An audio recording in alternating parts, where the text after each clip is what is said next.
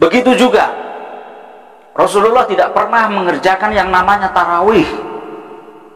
Tidak pernah. Yang pernah dikerjakan Rasulullah adalah qiyamul lail. Kemudian Sayyidina Umar melakukan itu. Sholat yang dinamakan sholat tarawih. Kenapa dinamakan tarawih? Karena banyak istirahatnya. Orang kita yang 20 rakaat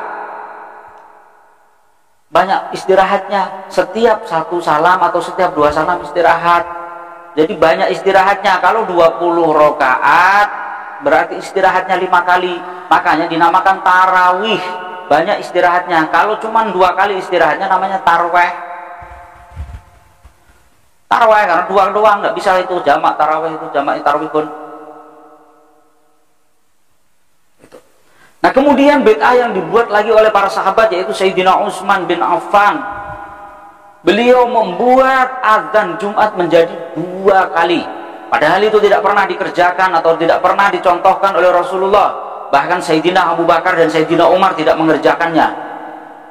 Lalu Sayyidina Utsman melakukan azan 2 ketika sholat Jumat, itu mengikuti siapa? Tentu beliau lebih tahu. Gitu loh. Tapi kemudian herannya sekarang ini, orang di zaman sekarang banyak yang mengaku konon katanya ahlu sunnah wal jamaah, tarawehnya 8 rakaat. Ngikutin siapa? Padahal jelas Rasulullah di sini mengatakan alaikum bisunnati wa sunnati khulafa'ur rasyidin. Tetaplah kalian dalam sunnahku kata Rasulullah dan sunnahnya khulafa'ur rasyidin. Pertanyaannya Sayyidina Umar khulafa'ur rasyidin tidak? Sayyidina Ali termasuk khulafa'ur rasyidin tidak? Sayyidina Utsman termasuk khulafa'ur rasyidin tidak? Beliau adalah khulafa'ur rasyidin. Sayyidina Umar salat tarawih 20 rakaat ditambah 3 witir 2 salam.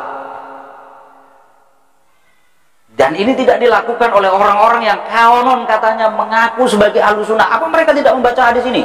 Alaikum bisunnati wa sunnati khulafa'ir rasyidin. Kenapa mereka masih melakukan tarawih 8 rakaat? Oke, tidak jadi masalah. Karena itu adalah hak masing-masing. Tapi kemudian ketika ada orang yang berkata bahwa mereka ahlu sunnah mengikuti apa yang dikerjakan oleh Rasulullah, tetapi kenapa membantah perintahnya Rasulullah untuk juga mengikuti sunnahnya khulafa'ir rasyidin? Azan Jumat yang mencetuskan 2 kali adalah Sayyidina Utsman. Sayyidina Utsman termasuk khulafa'ur rasyidin yang disebut oleh Rasulullah. Kenapa orang-orang yang mengaku ahlu sunnah itu justru azan Jumatnya cuma 1? Kenapa mereka membangkang perintahnya Rasulullah, membangkang perintahnya dawuhnya Nabi SAW? Bukankah di sini jelas alaikum bisunnati wa sunnati khulafa'ir rasyidin min ba'di? Itu dawuh jelas oleh Rasulullah SAW.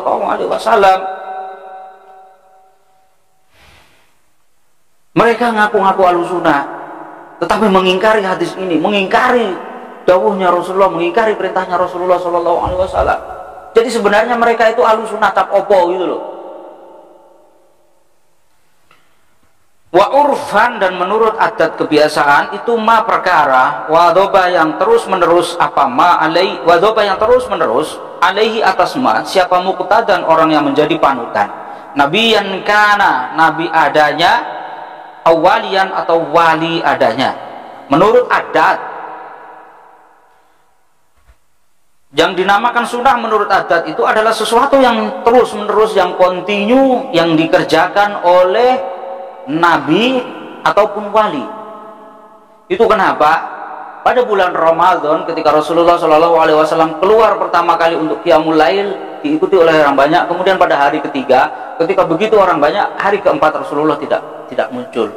Kenapa? Karena adat kebiasaan yang seperti itu ketika dikerjakan oleh Rasulullah terus menerus, khawatirnya akan menjadi sebuah kewajiban nantinya. Akan turun wahyu yang mewajibkan sholat malam di bulan Ramadan. Ini tentu akan memberatkan untuk umatnya. 5 waktu aja masih keteter, apalagi 20 rakaat 3 witir setiap malam bulan Ramadan. Gempor. Iya, kalau yang kecepatannya kayak ulama, Bismillahirrahmanirrahim, alhamdulillahirabbil alamin, amin. Kan? Yang kecepatannya 80 kilo per jam nggak jadi masalah. Kalau kecepatannya NO baru, Bismillahirrahmanirrahim, kecepatannya kayak motor masuk komplek 10 kilo per jam, bempor gitu loh. Itu akan menjadi pemberatan. Jadi adat kebiasaan yang terus menerus itu juga bisa dijadikan menjadi sunnah. Di sini jelas yang menjadi panutan nabiyan kana awaliyan gitu loh. Seorang wali membuat adat, biasanya malam Jumat baca Yasin, bisa jadi itu menjadi sunnah. Terus membaca manakib setiap Selasa malam Rabu. Para wali-walinya Allah itu mencontohkan setiap Selasa malam Rabu membaca manakib. Terus itu dilakukan secara kontinu oleh panutan. Di sini muqtadan. Nabiyan kana awaliyan, wali kekasihnya Allah. Yang tahu wali ya wali, kalau bukan wali apa tahu wali? Wali murid tahu wali murid, dan wali kelas tahu wali kelas. Kalau walinya Allah ya hanya para walinya Allah yang tahu. Jadi adat kebiasaan yang kontinu, yang terus menerus dilakukan oleh orang-orang yang menjadi panutan, baik itu dalam satu kaum atau dalam satu daerah, maka itu bisa menjadikan ya sunnah gitu loh. Satu contoh nanti dibahasnya di bahasan bab bid'ah. Satu contoh begini, adat kebiasaan dulu di kampung saya itu ada, Betawi lah, orang Betawi ya, sebuah adat nyalakan petasan ketika menikah atau sunatan, menikah lah ya. Kalau ada orang menikah, orang yang punya hajat untuk menikahkan anaknya atau bapaknya ya, menikahkan anaknya atau menikahkan bapaknya kan biasanya begitu, nambah bini kan, nambah bini gitu. Nah biasanya itu nyalain petasan. Nyalain petasan itu bisa hukumnya menjadi wajib, bisa menjadi sunnah, bisa menjadi makruh, bisa menjadi haram, seperti yang pernah saya jelaskan dulu gitu loh. Nyalain petasan dalam adat orang Betawi ketika hajatan itu bisa menjadi wajib, bisa menjadi sunnah, bisa menjadi mubah, bisa menjadi makruh, bahkan bisa menjadi haram. Bisa, jadi tetap memunculkan 5 hukum itu menjadi wajib. Misalkan kita orang satu komplek, ada beberapa ketika ada orang menikah dalam satu komplek itu, kemudian ada tetangganya yang tidak bisa hadir, tetapi dia mendengar bunyi petasan di kompleknya itu, bunyi petasan dardor dardor dardor. Nah kemudian karena dia tetangga kan pasti tahu rumahnya ini, anaknya ini, bapaknya ini, dia punya keluarga berapa tahu, ya kan? Karena kemarin dia tidak hadir dalam acara pernikahan tetangganya itu, lalu kemudian tetangganya keluar menggandeng atau membonceng seorang wanita, dia tidak akan menjadi suudzon. Oh kemarin itu dia nyalain petasan, oh mungkin itu istrinya, ya kan? Membuat orang lain tidak menjadi suudzon, maka menyalakan petasan, kemudian orang menjadi tahu, karena itu sebuah adat. Ketika ada orang punya hajat, maka akan nyalain petasan. Berarti ada orang menikah. Ketika orang tidak datang ke situ, maka orang itu pasti sudah tahu, oh itu istrinya, karena kemarin ada petasan di rumah dia gitu loh. Jadi itu menjadi sebuah kewajiban biar tidak menimbulkan fitnah terhadap orang, tidak menimbulkan suudzon dan prasangka buruk terhadap orang lain. Kemudian menjadi makruh karena mengganggu lingkungan, mungkin jadi makruh. Ada merasa tetangga yang terganggu, kemudian menjadi makruh. Ada yang haram, ketika nyalain petasan karena gede-gede ada tetangga yang meninggal, kan jadi haram. Intinya ketika itu menjadi sebuah adat dan baik, tidak melanggar ajaran agama, tentu diperbolehkan, tidak jadi masalah.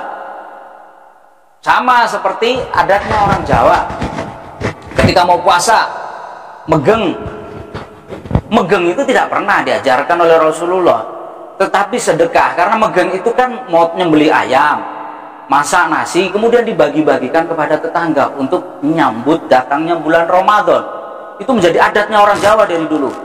Memang tidak pernah diajarkan oleh Rasulullah, tapi itu adat orang Jawa yang saling berbagi ketika mau masuk bulan Ramadan. Megengannya tidak pernah diajarkan oleh Rasulullah, tapi sedekahnya diajarkan oleh Rasulullah SAW. Dan itu menjadi adatnya orang Jawa. Kemudian ada lagi adat orang Jawa ketika mau masuk bulan pertama, bulan Ramadan, biasanya ada acara mandi rame-rame di kali ataupun di danau. Mandi rame-rame, selulup membenamkan seluruh badannya ke air. Itu kan tandanya untuk membersihkan jiwa kita, membersihkan diri kita dari hadas besar dan hadas kecil. Karena orang-orang zaman dulu, adatnya orang Jawa zaman dulu ketika para wali-wali itu baru masuk ke Indonesia begitu, gak bisa diajarin wudhu gimana cara, udah suruh selulup aja.